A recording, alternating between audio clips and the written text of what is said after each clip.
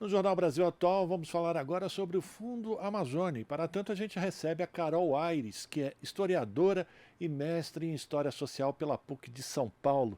Muito bom dia, Carol. Bem-vinda ao Jornal Brasil Atual. Tudo bem com você? Bom dia, Rafael. Bom dia a todas as pessoas que estão assistindo. Tudo certo por aqui. A Carol é uma das sócias fundadora da Humana, que é uma agência especializada em desenvolvimento territorial e sustentabilidade. E ela atua como mecanismos financeiros de governança territorial em todo o Brasil. E a gente vai falar com a Carol porque ontem o governo alemão oficializou a ajuda de 1 bilhão e 100 mil reais para o Brasil num pacote de medidas que inclui desenvolvimento sustentável, combate ao desmatamento e inclusão social. E do total dos recursos doados, 192 milhões de reais vão para o Fundo Amazônia. E a gente sabe, né, Carol, que desde 2019 foram suspensos, né, os repasses para esse fundo a partir das ações do governo Bolsonaro. E a minha primeira pergunta é: com essa situação emergencial que a gente está vivendo na área ambiental, o retorno desses recursos, em quanto tempo todas as entidades, enfim, todas aquelas organizações que estavam atuando no território, elas vão poder voltar a atuar e fazer o trabalho que elas faziam há 4 anos atrás? O retorno pode ser rápido ou vai demorar ainda um tempo para a readequação, rearticulação de todas essas pessoas? Como é que você avalia o tempo que é necessário para retomar essas ações na Amazônia, na defesa da Amazônia e também das populações que vivem no território, a partir da retomada desses recursos? Tá, joia. Então, a primeira coisa que a gente tem que entender é que a decisão política do governo Bolsonaro fez com que o dinheiro não chegasse a essas organizações, né? Então, a gente viu em 2019 o governo cancelar as ações, né, do Fundo Amazônia por um questionamento sobre a governança do mecanismo financeiro. O Fundo Amazônia é um mecanismo financeiro, ele tem um objetivo que é muito claro, que é a preservação e a conservação da Amazônia, né? Então, o dinheiro, o recurso que tem destinado a esse fundo, ele serve tanto para o combate ao desmatamento quanto a projetos de promoção do desenvolvimento sustentável. Dentro disso, cabe muita coisa, né? Então, são várias linhas de financiamento, várias frentes de atuação, né, que essas organizações elas podem atuar. A gente vendo essa crise tão grande, né, na área ambiental, com a complexidade da área ambiental ainda mais na Amazônia, que é um território muito complexo e que demanda um esforço em várias frentes, eu acho que tem dois grupos de ação que vão ter que ser pensadas e estruturadas a partir de agora. Uma, com certeza, é emergencial, né? A gente está vendo o que está acontecendo no território Yanomami. A Marina Silva, ministra do Meio Ambiente, ontem anunciou que parte do recurso do Fundo Amazônia vai para essas ações emergenciais. Então, a gente sabe também que os povos da floresta são atores essenciais, fundamentais, para a preservação do ecossistema, né, amazônico. Então, é preciso que parte do recurso seja destinado de forma emergencial para esses atores, né, que fazem um combate mais incisivo das questões emergenciais, né, relacionadas à saúde, relacionadas à fome, por exemplo, do povo Yanomami, mas outras ações também emergenciais, como o investimento em, em equipamentos e serviços públicos que também estavam com terra arrasada lá na Amazônia, né? Como o IBAMA, o ICMBio, os bombeiros, inclusive o Corpo de Bombeiros também recebe parte do recurso do Fundo Amazônia. Então, um primeiro grupo e uma primeira ação nesses 100 primeiros dias, provavelmente vai ser destinada a esse tipo de ação emergencial.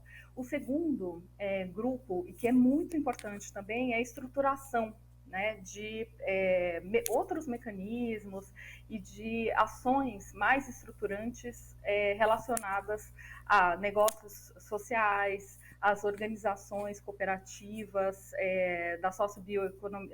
da sociobiodiversidade. Então, são duas frentes que vão ter que caminhar simultaneamente, cada uma com a sua estratégia, né? É importante também dizer que as decisões do Fundo Amazônia, do recurso alocado, né, do recurso que tem dentro do fundo, ele passa por várias instâncias de governança, né? Então, o comitê orientador, que é composto é tripartite, né, composto pelos governos do estado, da Amazônia Legal, pelo Ministério do Meio Ambiente, por organizações da sociedade civil, definem esses rumos e as prioridades do Fundo Amazônia.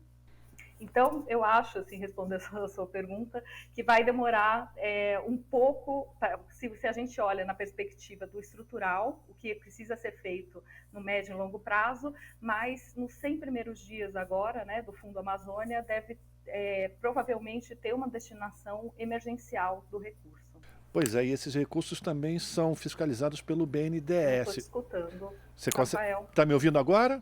Consegue me ouvir? Agora sim. Tá. Esses recursos também, eles são geridos pelo BNDES. Eu estou enganado? O BNDES também tem uma participação na fiscalização desses recursos. E aí, uma parte desse dinheiro, então, ele é destinado para o Estado, né, governos, seja ele o governo estadual ou governos municipais, e uma outra parte para entidades que organizam esses povos que estão no território. Ok, você tem já uma parte que está estruturada, que são os estados, os governos municipais ou o governo estadual, ok, já temos isso. Agora eu fico pensando, Carol, com relação às organizações que atuam com as pessoas, com os ribeirinhos, com as comunidades, com os povos da floresta.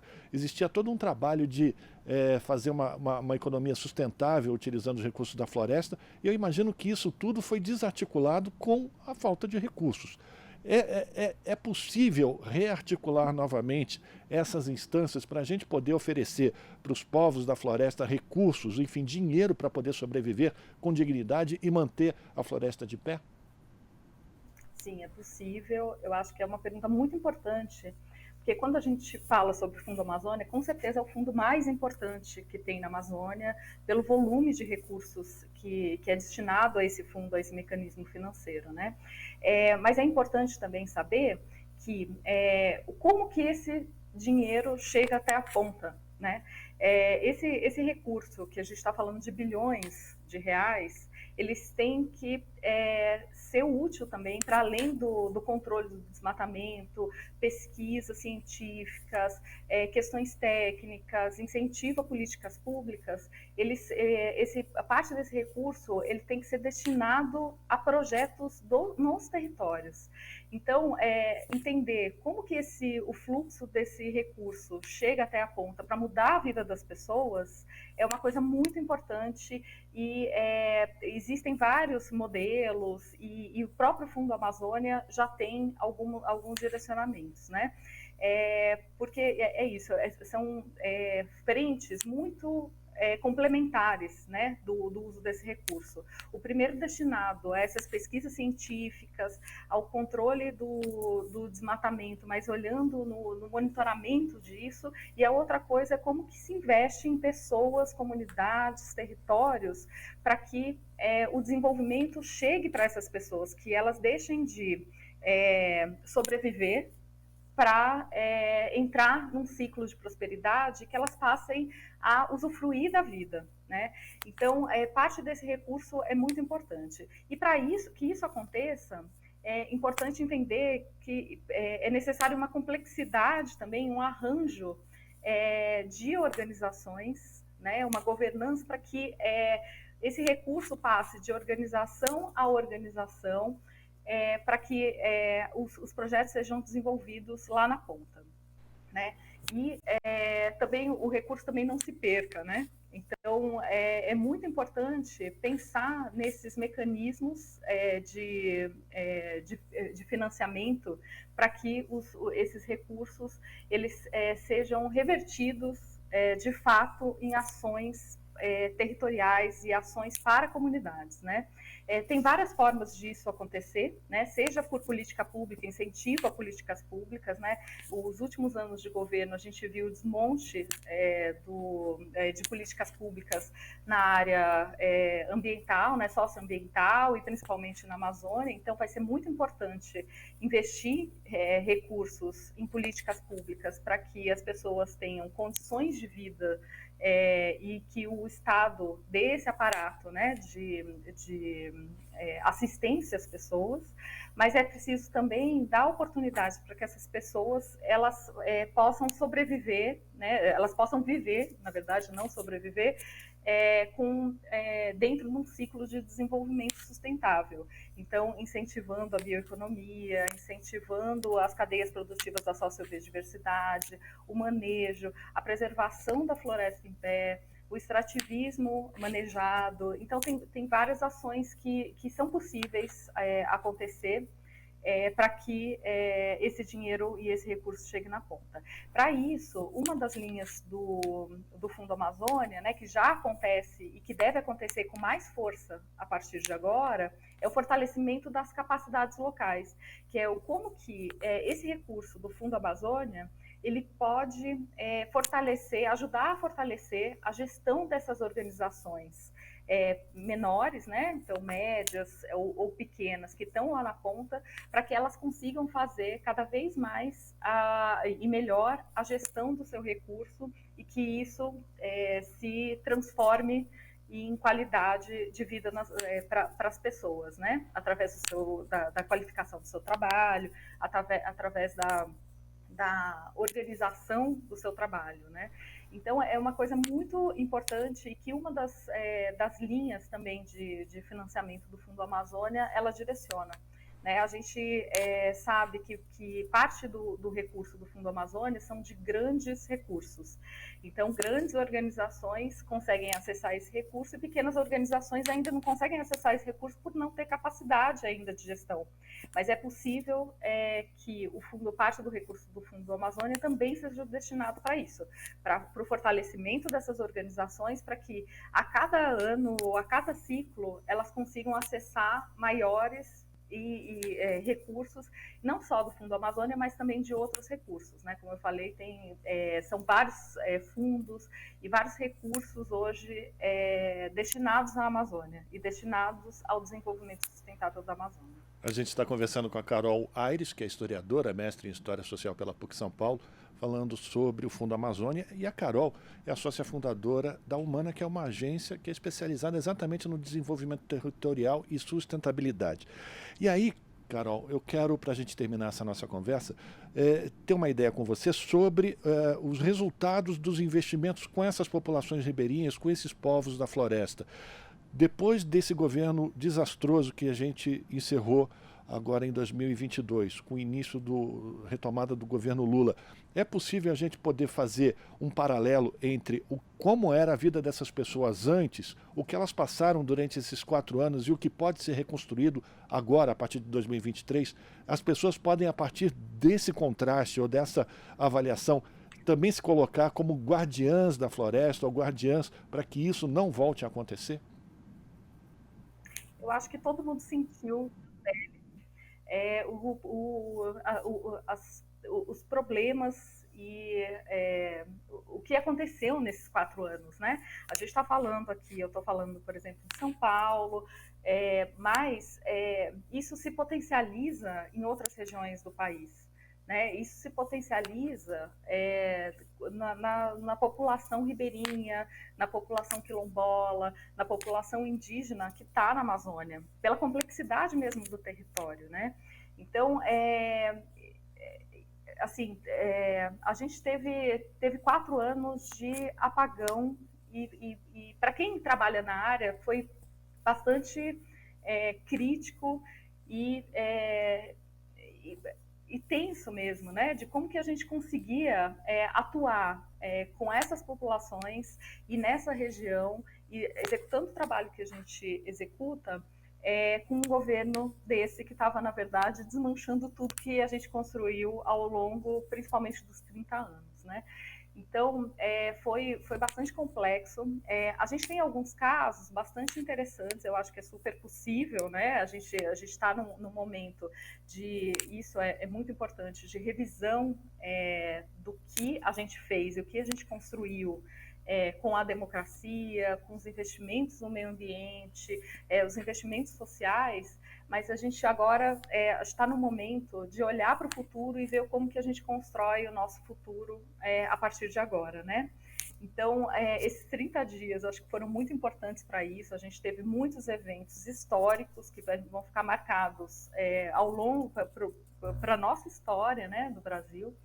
E um deles, eu acho que para mim, por ser da área também, é justamente o como que as questões, a Amazônia virou o centro também de uma discussão sobre projeto de país e como que o meio ambiente, mudanças climáticas, né, o enfrentamento às mudanças climáticas virou realmente uma estratégia política, uma estratégia de desenvolvimento, uma estratégia de desenvolvimento social.